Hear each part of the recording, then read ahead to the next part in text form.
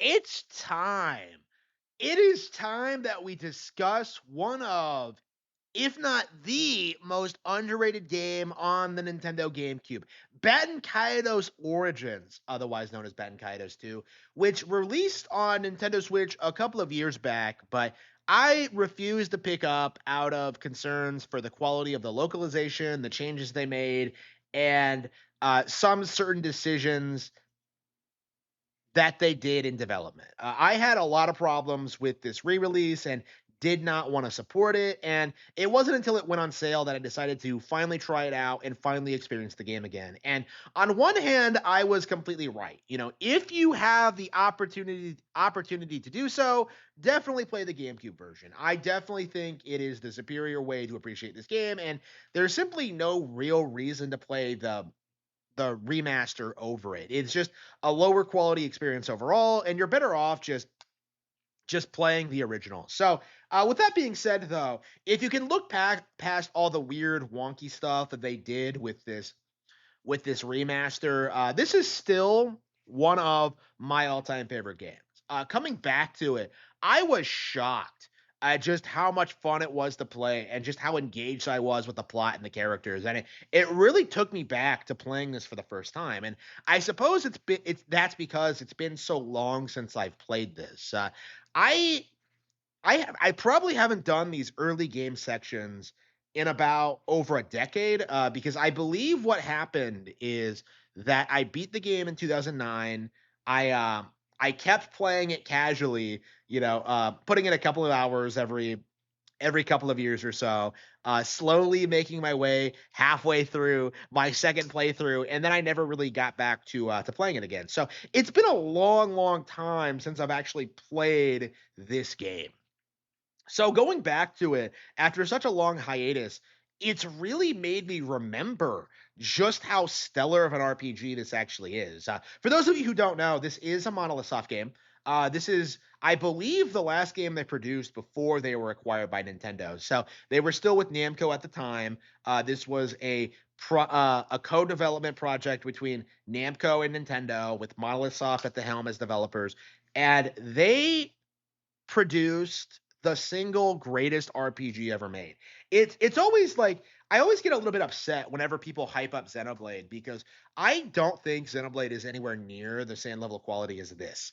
Okay, I think Baten Kaitos is an amazingly phenomenal, well-paced, engaging RPG with unique mechanics and amazing characters and a setting, but like most people tend to think of Xenoblade as this like absolute masterpiece, and this gets kind of relegated to relative obscurity. I rarely hear anyone outside of hardcore RPG enthusiasts even bring this game up, and I can tell you that now that I'm more experienced and I've played like other RPGs, like this is better than the all-time greats. It is better than Final Fantasy VI, it is better than Chrono Trigger, it is better than Final Fantasy VII, it is better than like, I don't know, Clair Obscur 33 or Baldur's Gate 3. Like this random GameCube RPG from 2006 is better than like the most critically acclaimed games ever made. And I do have to kind of emphasize that as I talk about this further, because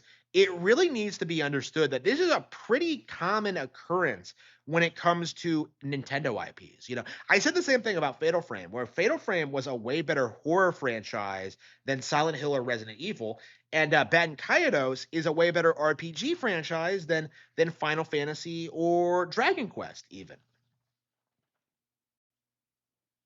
And yet, inexplicably, this game has faded into obscurity to the point where even I haven't really been talking about it since I started my channel, because I've been playing other games and kind of living out new experiences. It's so bizarre to me coming back to it after such a long break, and after playing so many other RPGs over the past year or so, that I've kind of realized just how much higher quality this game is than its competitors, and how much of a shame it is that it's gone completely ignored. This is a game that excels when it comes to its storytelling and its vision for the player, right? This is something right off the bat just throws you into this engaging, interesting plot where you, the protagonist, are tasked with assassinating an emperor only to find out that someone else did it first and you've been framed and that you are on the run from the empire for the foreseeable future. For the first several hours, you don't know all that much about the plot or the characters or the setting. You're just thrown into this fantasy landscape. And it really does a fantastic job kind of establishing the world, the character, and like before it gets to the actual plot. Because this game does something rather masterfully where it introduces you to the high fantasy concepts like fairly early on, but it doesn't give you an adequate explanation for it until much later. So, for a good chunk of the game, you are thrust into all these insane situations, fighting all these insane monsters, getting into like these, fighting the Empire and like and then you start like uncovering more about the situation. The Empire isn't evil per se, it's in flux. The Emperor is dead, and you have two competing parties who are vying for the throne. Baelheit and Varys. And eventually, you start working for Varys, who is presented as the good guy in that situation. But over time, it becomes more and more apparent that that may not necessarily be the case. That it's a lot more complicated than good and evil. And the game does a really good job kind of emphasizing the morally gray nature of a political landscape, more so than I think any other game I've ever played. It's kind of shocking, really, seeing how characters react to certain things that happen. For example, the competing political parties, Varys and Baelheit, give speeches at a political rally, like asking people to vote for them to become the next emperor. And Baelheit, who is the antagonist, gives a speech that resonates more strongly with the population than Varys, who is spends his speech talking about like quelling future threats and dealing with the threat of what's coming to the world, right? Um, and the characters talk about it. Millie describes this. The female lead, Milliard, describes this really effectively. Something that's always really stuck with me. Like Varys's speech did not go over well because he was too honest about what he intended to do. Like Baelheit glamorized what he intended to do by talking about like the prosperity of the people and like the benefits of like machination and all that, what it could do for the public. But Varys was talking more as like from a more practical standpoint. And that just didn't go over well. He was honest about the reality of like the difficulties of what he intended to do. And that simply didn't resonate as strongly with the general public as like this idealized vision of the future that Baelheit presents. And that is such an interesting angle to go for. It's always stuck with me. Like this idea that politicians lie is an ingrained part of our culture. But what's not publicly known or talked about or understood is that they do so for a reason to get elected so they can push their agenda and like do the things that need to be done.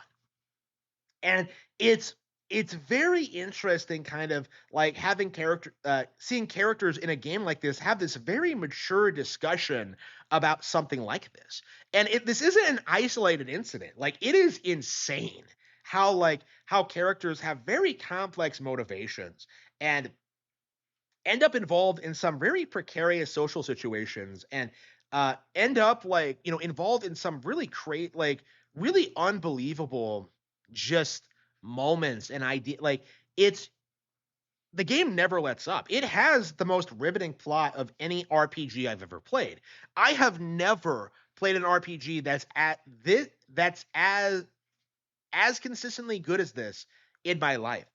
Every couple of hours you're meeting new characters, uncovering new ideas, like being exposed to like new threats, and just slowly working your way through the plot. Whether it's like uncovering some insane truth about your past, or learning more about the characters around you, or like progressing with the plot, like it all just builds up to like one of the best finales of any video game ever. And honestly, for me, playing this game again, it really makes me wonder like why I never thought of this as my all-time favorite game, period.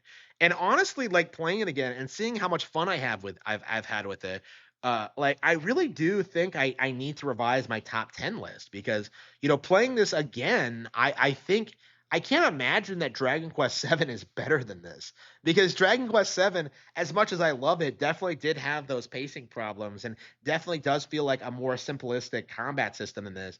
Uh, and I'm not sure how good it'll be on a replay. I suppose we'll find out next year. But um, like Baten Kaitos Origins, like has consistently entertained me for like ever since I first played it in 2006.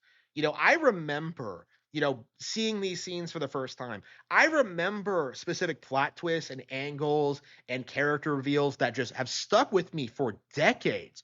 And this is not just one of my all-time favorite video games of all time. It very well may be one of my favorite stories of all time as well.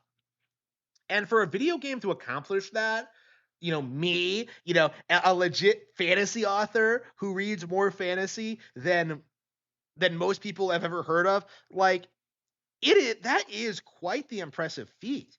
Especially considering when you think of how niche this game is, and how obscure it's become, and how nobody seems to remember or talk about it much at all outside of like hardcore GameCube enthusiasts, right? When this got re-released, it should have been a much bigger deal than it was. And it is a shame that I didn't come out and support this right away, because I am genuinely unhappy with the new localization. They really did screw it up. Not having an English voiceover option was a complete disaster. I have no idea why they made that decision. And some of the changes they've made to the script are laughable. A lot of it is unchanged, but the things they have done are just weird. And the character portraits look off compared to their GameCube counterparts. Like, if you can get a hold of it, like please play the GameCube version. It's so much better than this, but hopefully someday we get a proper re-release of this on NSO, and hopefully this that exposes the game to a new audience, because this is something that I do believe should be thought of as the all-time goated RPG. Like this is something that I always look back on with fondness and just affection for everything it's done for me, and for Monolith Soft and for Nintendo. It's not a game that a lot of people really think about, but this is something that's very important to me personally, and I hope someday it gets the recognition and praise that it deserves.